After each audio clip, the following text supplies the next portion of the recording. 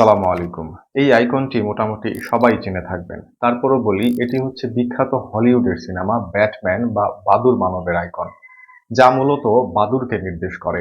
বলা যায় এটি বাদুড়ের প্রতিচ্ছবি।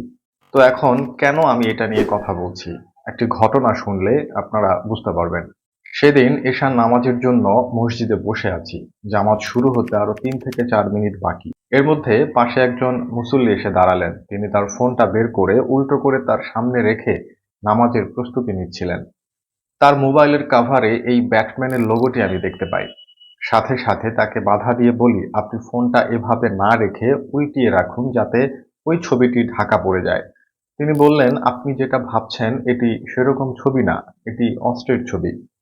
আমি তাকে বললাম, এটি বাদুড়ের প্রতিচ্ছবি। এটিকে সামনে নিয়ে নামাজ পড়া ঠিক হবে না।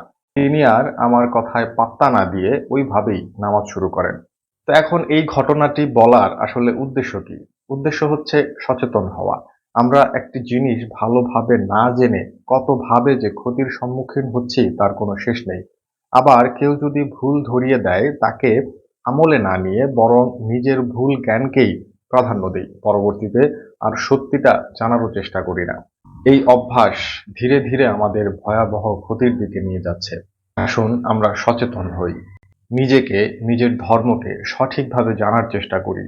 কেউ ভুল ধরিয়ে দিলে তাকে সম্মান করে যদি সত্যিই সেটি ভুল হয় তাহলে সেটি শুধরে নেয়ার চেষ্টা করি। অথবা নিজে সঠিক থাকলে তাকে শুধরে দেই।